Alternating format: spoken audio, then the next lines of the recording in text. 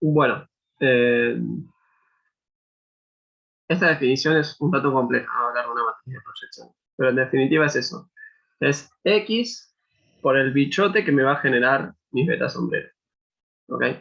Entonces, si hago mi matriz de proyecciones y la multiplico por Y, eso necesariamente tiene que ser Y sombrero. Y despejando, entonces la matriz de proyecciones tiene esta forma de acá. Perdón, tiene esta forma de acá. Sí, perdón, me quedo abierto WhatsApp. Si no molesta con el.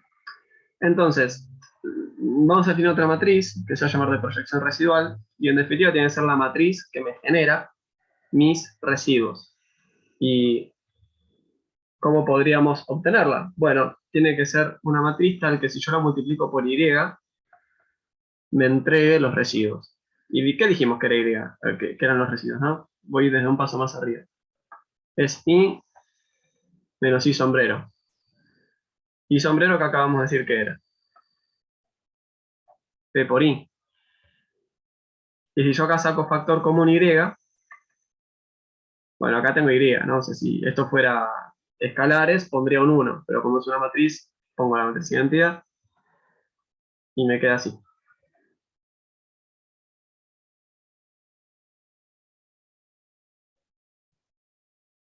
Y esto es su sombrero. Y la matriz que me genera o sea, que me genera los residuos, entonces es esta de acá, que la vamos a llamar M,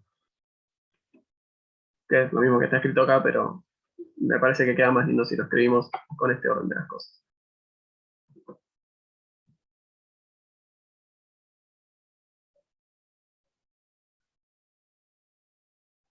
Son definiciones previas, ¿ok? El tema es que las vamos a usar en un ratito.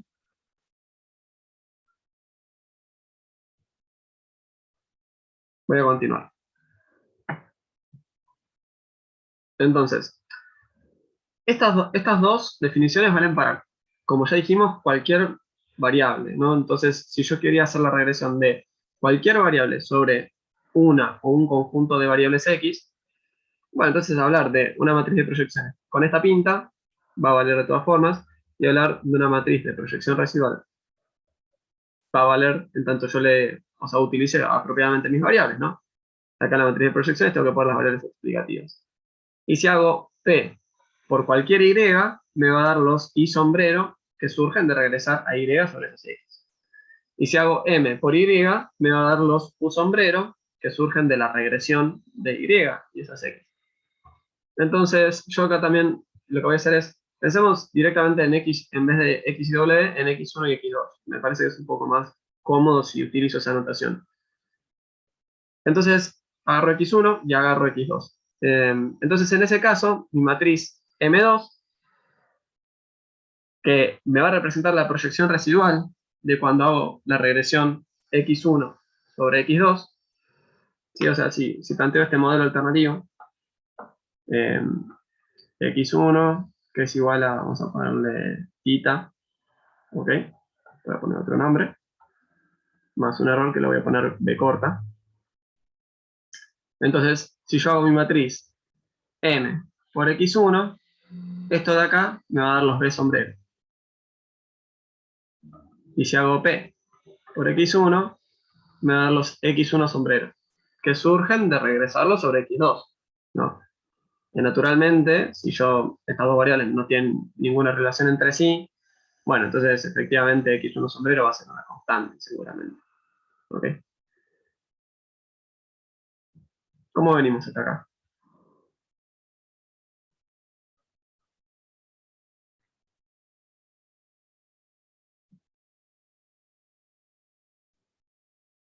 Bien. Ok, bueno, voy a continuar. Es durísimo un viernes, esto ya sé, pero pongámosle onda y, aunque sea, intenten seguir el hilo, ¿ok? Entonces, de acuerdo al teorema que estamos intentando demostrar, se debería cumplir esta igualdad, ¿ok? Entonces, acá está el desarrollo paso a paso. Me estoy arrepintiendo un poco porque siento que se me va a ir un montón de tiempo en esta demostración. Entonces, en definitiva, ¿Y qué es? Y es Y sombrero más U sombrero. ¿No? O sea, es una definición que ya conocemos. Es lo que yo estimé más, bueno, lo que me faltó para llegar a Y, ¿no? Así está definido U sombrero. Entonces, de acuerdo a las definiciones que acabamos de hacer, Y sombrero se puede obtener como la matriz de proyecciones por Y U sombrero se puede obtener como esta matriz M por Y, ¿no? Bueno, nosotros ya conocemos a, a Y y en definitiva lo que estoy diciendo acá es, mira, Y surge de regresar, o sea, Y sombrero surge de regresar a Y sobre X1 y X2. O sea que también lo puedo reescribir de esta manera, ¿no? Y la matriz de residuos la voy a dejar ahí. Entonces, hago ese reemplazo acá. Meto esa forma funcional. Y lo que voy a hacer ahora es un truco algebraico. Voy a multiplicar por M2 de un lado y del otro. Ahora fíjense, M2 ¿qué era? Era la matriz que me generaba las proyecciones residuales sobre X2. ¿Y qué estuvimos conversando de hecho hoy más temprano? Que no importa qué clase de regresión haga, la covarianza entre los residuos de la regresión y cualquier variable explicativa va a ser cero. ¿Ok? O sea, recuerden, los residuos de mi regresión, o sea, esos errores estimados, no el error estructural. El error estimado, el que saqué yo de mi regresión. Entonces, si M2 lo que me está haciendo es generarme estos residuos de una regresión sobre X2, entonces M2 por X2 necesariamente va a tener que ser cero, ¿no? Si yo hiciera esto en un programa, o sea, en Tata, por ejemplo, en vez de darme 0, me llevaría algún numerito como 0,00000 algo, que sería por error de redondeo. Pero en definitiva, de ese sumando me puedo olvidar. ¿Sí? Lo corro a un costado, chau, esto va a ser 0 por una propiedad que ya analizamos. Entonces, en definitiva, me quedó esta expresión de acá abajo, ¿ok? Que la voy a retomar arriba de todo. Limpio un poco el pizarrón. Perdón, se me corrió esto para un costado. Y, perdón, esto ya lo vimos, así que en esencia, ¿qué es lo que puedo hacer yo? Bueno, lo que me quedó a la derecha, fíjense que era esa matriz, ¿no? Que en definitiva lo que hacía era generarme los residuos. ¿Y qué significa que? Ahí estamos, perdón. Esta de acá, recuerden, era la matriz M, y habíamos dicho que M por I era igual a un sombrero. Lo puse con un mayúscula hace un rato, así que lo mantengo así. Pongo esto como un globito de recordatorio. Entonces, ¿qué es lo que puedo hacer? Bueno, entonces acá lo que tengo escrito yo es M2 por todo esto, que todo eso es un sombrero. ¿Y M2 qué es? Bueno, es la matriz identidad menos la matriz de proyecciones, utilizando a la otra variable como variable explicativa. Bueno, entonces, yo esto de acá, ¿qué puedo decir? Que en definitiva, si yo agarro, miren exclusivamente esta parte de acá, que voy a señalar, ¿ok? Fíjense, me quedo, voy a poner con verde lo que no quiero que les robe atención. Una matriz, no me importa qué matriz es. Por la inversa de una matriz, no me importa qué matriz es. ¿Por qué? O sea, cuando yo haga la distributiva, en definitiva lo que me va a terminar quedando a la derecha es esto de acá.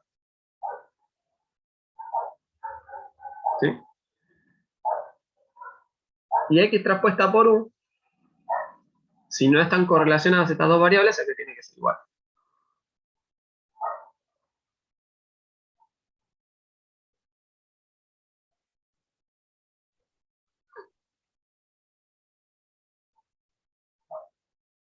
O sea, recuerden que cuando yo hago X traspuesta por U, ¿no? Después háganlo con una matriz chiquitita, solamente para repasar y ganar un poco más esta intuición. Pero cuando hago X traspuesta por U, lo que me va a quedar es una sumatoria de X por ese U. Entonces, en definitiva, lo que voy a estar es como midiendo la covarianza y eso, al final de cuentas, si no están correlacionadas las variables, va a tener que ser cero. Entonces, si yo hago la distributiva, acá me va a quedar un moño menos un montón de matrices por X2 traspuesta por un moño. Que un moño, recordemos qué es. Y bueno, es el residuo de Y sobre X, de regresar a Y sobre X1 y X2. O sea que está metida X2 acá adentro. Entonces, como ya conocemos esta propiedad, x2 y ese residuo no van a estar correlacionados. Así que joya, esto de acá va a ser 0 y chao, me olvido. Notemos, o sea, un vector de 0 en realidad sería. Pero no, igual, perdón, o sea, por si no se entendió algo, este sombrero va a cumplir esa propiedad, no porque estamos suponiendo que la esperanza con esa, porque es un sombrero es el residuo de una regresión y ya sabemos, cumple una propiedad. No importa qué supongo o qué dejo de suponer, esa propiedad se va a cumplir. Entonces terminamos llegando a esta expresión de acá, ¿no? O sea, puedo reemplazar este último término por esto de acá. En definitiva, llegué a esta expresión. Que la última expresión es la que copio arriba de todo. Recuerden, así no perdemos el video. Entonces lo que yo puedo hacer es, o sea, si multiplico de un lado por algo, lo puedo multiplicar por el otro y no va a cambiar nada. Entonces si multiplico por x1 traspuesta, ¿qué es lo que me va a quedar? Bueno, multiplico de un lado, del otro lado distributiva, y me va a quedar el mismo término, solo que usando otra variable explicativa. ¿Qué dijimos? Que si hago x traspuesta por u, en definitiva lo que me va a terminar quedando es esa suerte de covarianza y listo. Entonces, este de acá, este sumando de acá también va a ser 0, ¿no? Recordemos que su sombrero es el residuo de una regresión y no me hace falta ningún supuesto para pedir para hacer este reemplazo. Entonces, en definitiva, llegamos a esta expresión de acá. Y si hacemos el despeje, terminamos demostrando el teorema. ¿Sí? Entonces, nada, aplaudimos y nos quedamos tranquilos. Ahora, a mí lo que me gusta un poco es, no sé cómo lo habrán visto con Martín, pero hacer un desarrollo adicional. Cuando una matriz es idempotente, si yo la multiplico, o sea, hago la matriz, no la traspuesta por sí misma, me da la misma matriz. Eh, y bueno, no sé si algo más, o sea, tiene otras propiedades más, pero no sé si las usamos acá. En definitiva, esa es una matriz idempotente, acá está la demostración, no me importa ponerla, pero si es idempotente, entonces yo puedo reescribir esto de acá. Y esto lo pueden ver ustedes, o sea, por qué estoy pudiendo hacer ese reemplazo. Entonces, ¿qué es lo que va a estar pasando? Fíjense que me quedó. O sea, yo había dicho que si hacía M2 por X1, me daba este. ¿Sí? Los residuos de regresar a X1 en X2. Entonces, si hago la traspuesta de M2 por X1, recuerden que acá me va a cambiar el orden, me va a quedar esto escrito así. Y esto es igual a B sombrero traspuesta, ¿no? Entonces, acá tengo los residuos de regresar a X1 sobre X2. ¿Ok? Y acá tengo de vuelta lo mismo, ¿ok? Los residuos, solo que no van a estar traspuestos. De este lado tengo de vuelta los residuos de regresar a X1 sobre X2 y finalmente los residuos de regresar a Y sobre X2. Entonces, ¿cuál es la gracia de esto? Que tan difícil se ve, o sea, ¿qué insight me está aportando? Bueno, que ese beta 1 sombrero lo podemos pensar realmente como, a ver, Y tiene otra variable explicativa que es X2. Y lo va a explicar en cierta medida. Bueno, a ver, del cacho que X2 no le explica a Y, ¿no? O sea, Y tiene toda esta variabilidad, X2 le explica toda esta variabilidad, así que chao, me queda este pedacito. De este pedacito de Y, ¿qué parte me explica X1 que no es explicada por X2? No, porque en definitiva X2 podemos pensar como que le va a pegar a Y directo y que puede pegarle también pegándole a X1 y que X1 le pegue. Entonces, en definitiva, lo que estoy diciendo acá es, bueno, a ver qué parte de X1 que no es explicada por otra variable llega a explicar a Y, o al menos a la porción de Y que no es explicada por las otras variables. ¿Ok? Entonces es ese aporte marginal que me genera X1, ¿no? La información que mete X1 acá adentro es la información que no metió antes X2. ¿Y eso cómo lo pensamos? Bueno, como los residuos de X1 sobre X2. Es la parte que no me está explicando X2 de X1. Y eso lo que quiero ver es cuándo, o sea, la información nueva que me acaba de aportar X1, esa información nueva, cuánto me explica de lo que antes no había podido explicar de Y. ¿Estamos?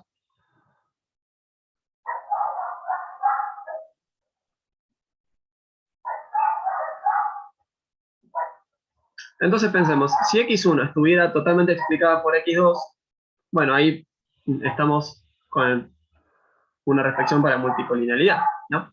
Si están muy correlacionados, bueno, entonces x1 casi que no me aporta nueva información, y por ende ese adicional que me va a poder explicar sobre lo que no explicó la otra, va a ser casi nada.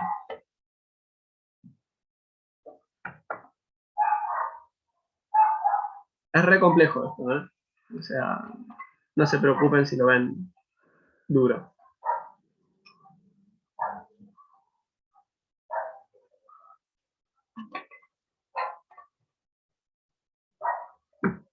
¿Cómo venimos?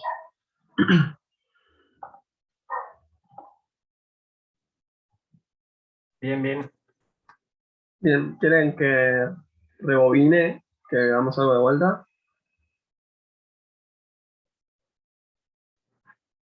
No, no. Bueno, eh, vamos a avanzar entonces. Y esto es un poco más el corazón de la clase. Y nada, no puedo creer que para llegar al corazón de la clase ya pasó una hora. Pero en definitiva dice el enunciado, ¿no? ¿Qué es lo que nos pide? Bueno, mira, imagínate que tenés un modelo alternativo donde solo voy a meter a x como variable explicativa. ¿Ok?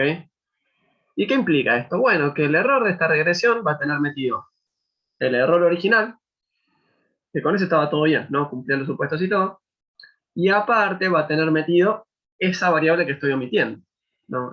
Esto creo que lo había escrito. O sea, este UI tiene metido adentro a la variable W y al error original. Entonces ahora lo que nos va a pedir es que eh, obtengamos el estimador y hagamos algunas comparaciones. Eh, entonces, primero, ya sabemos y tenemos bien en claro cómo es el estimador, eso lo salteo, directamente me voy a ver el sesgo, ¿ok? Y ya sabemos cómo teníamos el sesgo, ¿no? Yo sé que mi estimador tenía esta forma, y a Y lo podía reemplazar por su expresión funcional, x alfa más 1, que recordemos, este U tiene adentro, ¿a quién? A W. Sí, o sea, es todo lo que no está dentro de mi modelo original. Entonces ahora podemos hacer distributivo, ¿no? Hacemos todo esto por esto, más todo esto por esto. Y nos termina quedando esta expresión. ¿Qué me terminó quedando? X transpuesta por X a la menos 1, por X transpuesta por X, por alfa. O sea, tengo una inversa por sí mismo. Entonces, por un lado tengo alfa, Bosch. Y del otro lado voy a tener la esperanza, si quieren, podemos decir, tengo la esperanza de alfa condicional en X. ¿Y la esperanza de una constante qué es? Claro, la misma constante, así que directamente ya puedo escribir alfa. Y del otro lado me quedó la esperanza de este producto.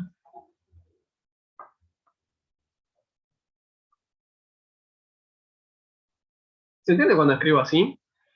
Porque no sé si prefieren que lo vaya escribiendo yo o directamente voy pasando la slide. ¿Se entiende? Oh, ya bueno. Entonces, U, ¿quiénes dijimos? Es lambda por W más E. Entonces, esa expresión de ahí que me va a quedar, ya me quedé sin espacio. Alfa más el valor esperado de X traspuesta por X a la menos 1, de X traspuesta por esto, ¿no? ¿Y yo qué puedo hacer? Distributivo. Entonces, si hago eso, y más la esperanza,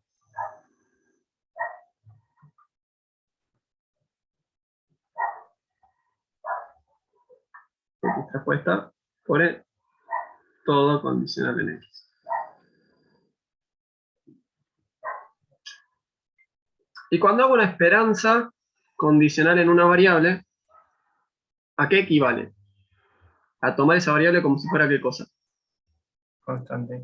Exacto. Entonces, si esto hago de cuenta que x es constante, puedo sacar la constante de la esperanza, ¿no? Entonces, si alguien no llegó igual, no se preocupen que va a estar desarrollado en la slide. Pero yo esto lo puedo reescribir de esta manera.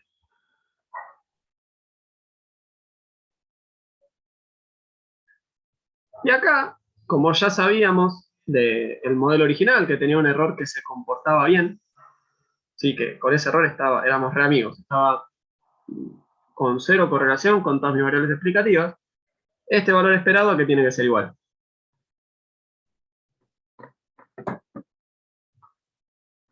Este de acá. Así. Exacto, tiene que ser igual a 0. Entonces, si todo eso es igual a 0, todo este globito me lo olvido.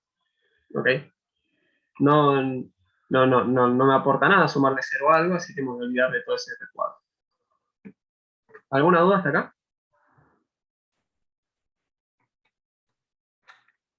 No. Bueno, entonces, vamos a hacer así. Eso que hice de ese lado lo puedo hacer de este otro, ¿no? Hago de cuenta que todo esto es una constante. Entonces me va a quedar escrito esto, la esperanza de lambda wx. Y el lambda también es una constante, ¿no? O sea, es un parámetro. Y acá en este curso todos los parámetros son constantes. Así que voy a terminar llegando a esta expresión de acá.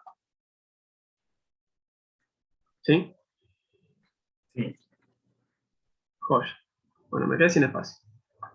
Pero en definitiva, ¿qué es lo que estoy diciendo? O sea, ¿qué dijimos? Que cuando suponíamos que la esperanza del error condicional en x era igual a 0, en esencia lo que estábamos diciendo era que lo que queríamos era que no estuvieran correlacionadas esas dos variables, ¿no? Entonces ahora, en vez de esperanza de e condicional en x, esto de acá decíamos, bueno, si estas dos no están para nada correlacionadas, pues igual a 0. Y si w y x no están para nada correlacionadas, ¿qué pasa? 0. Exacto, va a ser 0. Entonces, ¿cuál es la moraleja? Digamos, ¿no? ¿Cuál es la moraleja de esto? Bueno, a ver, si estas dos no están correlacionadas, ese sumando, chau, se va y listo, ¿no? Ahora, si están correlacionadas, voy a estar en problemas. Si alguien se mareó con lo que está escrito acá, fíjense que lo único que hice yo fue, tenía que esto era igual a alfa más el sumando que desarrollamos recién, y yo pasé sumar ese alfa restando para el otro lado. Entonces lo que me queda del lado izquierdo es el valor esperado de mi estimador contra el valor del estimador. Por ende, el valor esperado del estimador contra el estimador, si esas dos cosas son iguales, tengo un estimador insegado, porque el valor esperado coincide con el verdadero valor. Si son distintos, bueno, tengo sesgo. Entonces, en definitiva, esta diferencia es lo que llamamos sesgo. Y el sesgo es igual a todo ese bichote que me estaba sumando a alfa. Con lo cual, si me siguieron con el planteo, acá estamos, terminamos llegando a esta expresión, ¿no?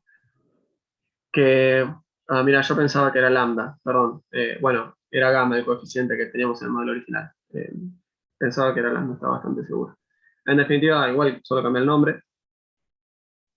Lo que nos queda es gamma por una expresión, ¿no?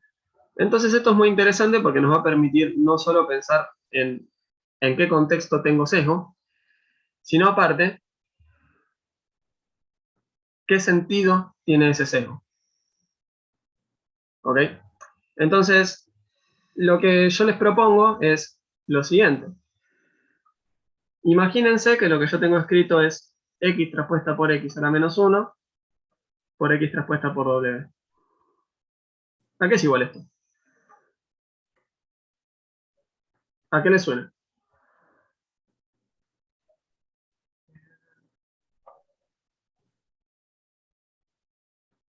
No son los coeficientes de regresar W en X, o sea, los Exactamente. betas. Exactamente. Si yo tengo un modelo que es W en función de X más un error. Esto de acá lo que me va a dar es los estimadores de ese caso. ¿Ok?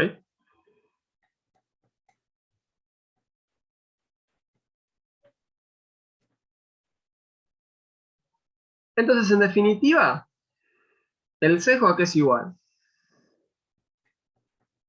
Es igual a un producto de dos parámetros, donde un parámetro me dice cómo depende Y de la variable omitida,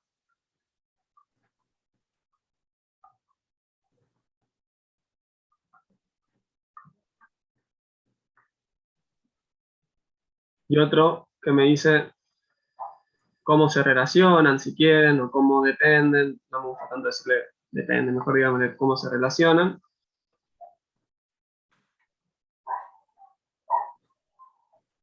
X2 con X1. O sea, digamos, mejor para preservar la anotación. La omitida con la incluida. X2, que bueno, acá le estamos diciendo W.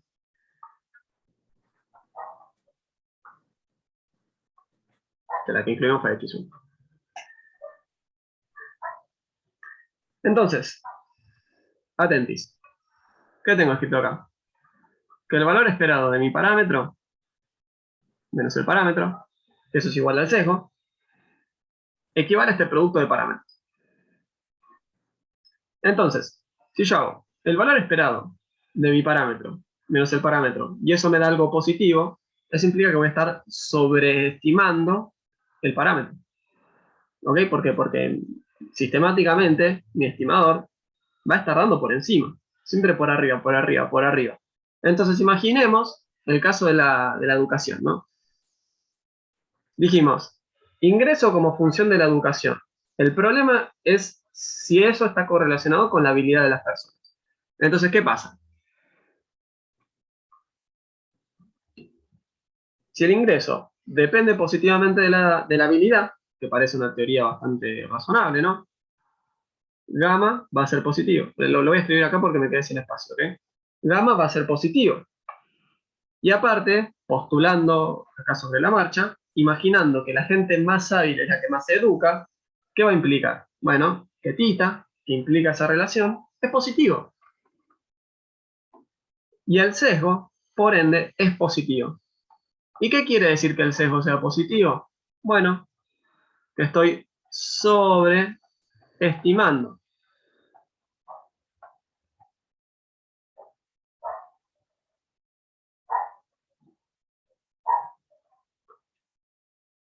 Comentario al ras. Imagínense que esta es la regresión. Y esto es todo lo que pueden hacer. No hay ningún ejercicio adicional. ¿Pueden decir algo a partir de acá? O sea, saben que su estimador es inconsistente, saben que lo están sobreestimando. ¿Hay algo que puedan decir?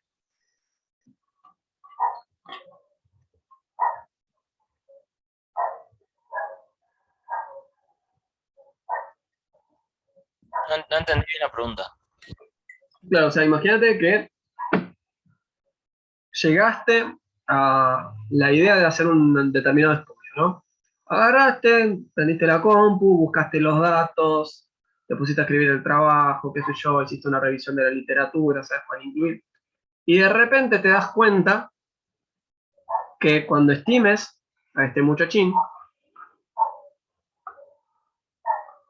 cuando estimes a este tipo, como te das cuenta de esto, que esto lo vas a ver en la teoría, ¿no? O sea, te vas a dar cuenta de que estás omitiendo una variable que es relevante, que está altamente correlacionada con la variable que le estás intentando estudiar el beta. ¿Hay algo que puedas decir de tu ejercicio de regresión?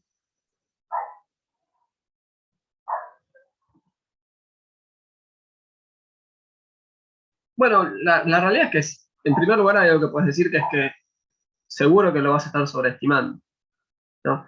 ¿Qué es lo segundo que puedes decir? Bueno, si esto está por arriba de beta, lo puedes pensar como un techo. O sea, beta va a estar definitivamente por abajo de este techo. ¿Ok? Porque si yo lo estoy sobreestimando, ponele que beta está por acá. Si yo siempre lo estoy sobreestimando, me voy a pararme por arriba. Bueno, yo sé que abajo de esto va a estar. Medio conformista capaz, pero bueno, no es poco. ¿Ok?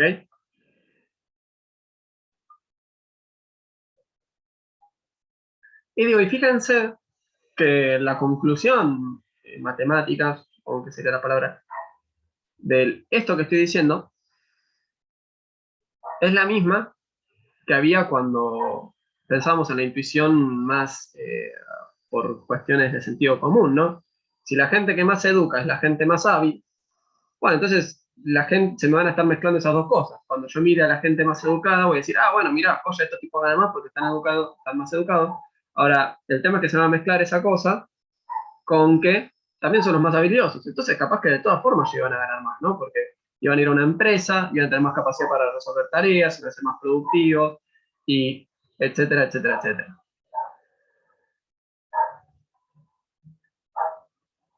¿Se entiende?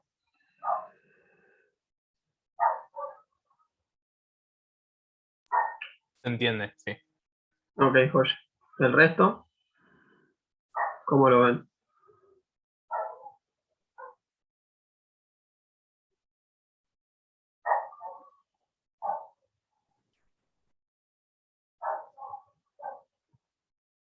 ¿Lo Bien, ven? profe. Nada, o sea, pregunten, como le parece, está la clase. Sí, A mí me quedó una duda de algo que estaba en la slide anterior, creo que era 29, no sé, dale, sí, cuando estás haciendo el desarrollo para llegar al sesgo. sí. Que creo que es una pavada, pero cuando vos estableces que la esperanza de W dado X es 0, Ujú. ¿eso lo haces porque asumimos que son variables centradas? No, no, o sea, ojo, lo que yo dije fue, bueno, si este valor esperado es cero, que en esencia implica que el valor de W no está correlacionado con X, si eso se cumple, o sea, que este bichito de acá, que esté sumando, era cero, ya lo sabíamos, porque habíamos dicho que el error se comportaba bien, así que me había olvidado de ese pedazo. Me quedó esto de acá pendiente. Y lo que yo dije hace un rato fue, bueno, imagínense que estas dos no están para nada relacionadas, este valor esperado va a ser cero, y chao. ¿Ok? No hay ninguna correlación entre estas dos variables.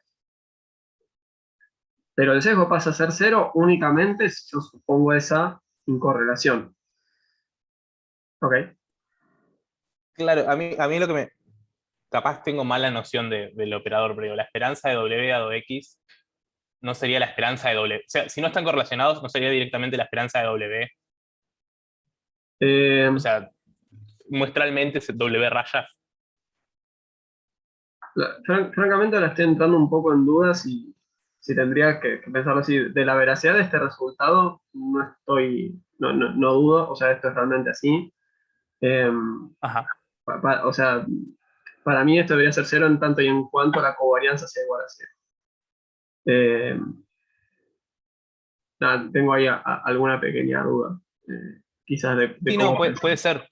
Puede ser que yo esté confundido con el operador. De última le pregunto a Martín el miércoles. Dale, sí, lo estoy repensando como en algún ejercicio con la cabeza de una tablita y simplificado y me parece que debería dar la constante que es la media de W, pero en definitiva lo que sí es un resultado y no tengo la más mínima duda es que si están incorrelacionados no voy a tener cero, ¿ok? Sí, Quizás sí, no, perfecto. algún tema algebraico puede ser que me haya mandado yo, pero de ese resultado y de la demostración tampoco lo dudes, porque de Sí, no, hecho, no, no. Perfecto, perfecto. Nada más esa parte no la entendía bien, pero la igual, chequeo después. excelente, no, igual está buenísima la pregunta, buenísimo, la verdad. Gracias. No, gracias a vos. Entonces, bueno, después piensen algún par de combinaciones adicionales para que no, para que no, para poder seguirlo trabajando el tema. Eh, nada, son las 8:25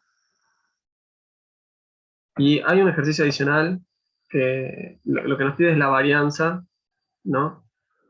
Y nos piden que demostremos eh, que obtengamos la varianza y si me permiten, está bastante bien desarrollado. o sea, lo desarrollé bastante paso a paso. Permítanme ir como a las conclusiones principalmente. Yo puedo reexpresar a beta sombrero, ¿sí? De esta manera. Donde R sombrero van a ser los residuos cuando regreso a X1 sobre X2. Esto también, de hecho, está bastante desarrollado en el Goodrich. Ahí creo que es el capítulo 3 o algo así. Entonces, más allá de que les estoy pidiendo que me crean ciegamente un par de formas de reexpresar esto, en definitiva, cuando yo termino haciendo mi reexpresión, ¿ok? En definitiva me va a terminar quedando esto, que la varianza del estimador de beta es igual a esto.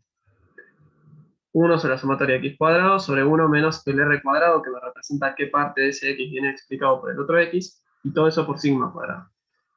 Entonces, esa es mi varianza original, y la estoy reexpresando de esta manera alternativa para llegar a una expresión de comparación con respecto al otro. Este beta tilde es el estimador cuando omito mi variable x2. ¿Ok?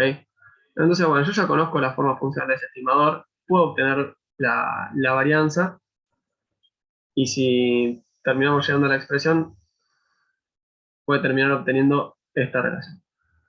No me interesa tanto la expresión en sí, y de hecho, más abajo creo que puse tipo algunas demostraciones intermedias para llegar a este resultado. Dado que ya son 8:30, no veo el sentido de pasar una hora, no sé cuánto tiempo nos llevará haciendo esto paso a paso de una forma muy mesurada, pero la conclusión es la siguiente. A menos que estén totalmente incorrelacionadas, ¿sí? La varianza va a ser menor cuando lo omito. Y esa es como una conclusión potente, ¿no? Estas demostraciones auxiliares tienen esas demostraciones intermedias. ¿Qué es lo potente? Bueno, a ver. Y esto ya vamos más a la intuición. Si yo incluyo otra variable,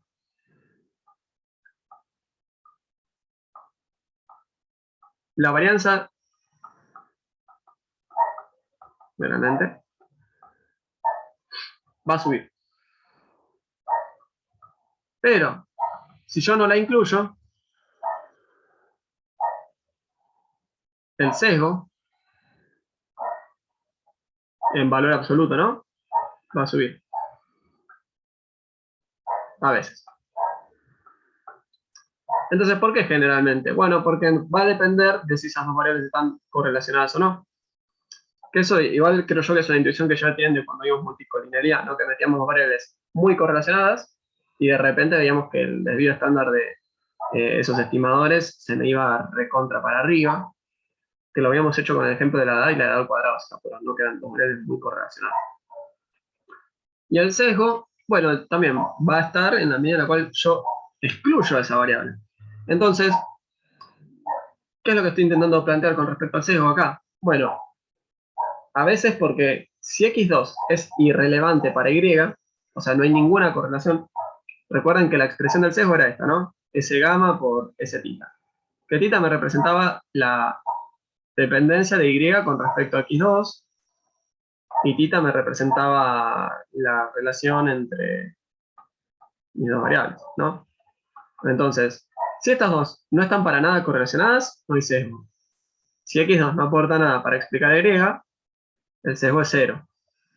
Entonces, a menos que valga que influyen y valga que están correlacionadas, eso me va a generar sesgo. Y bueno, y lamentablemente en econometría casi todas las preguntas que nos interesan son preguntas donde no se cumplen la exogeneidad, ¿no? Entonces son las preguntas más interesantes, las más lindas, y garantizar que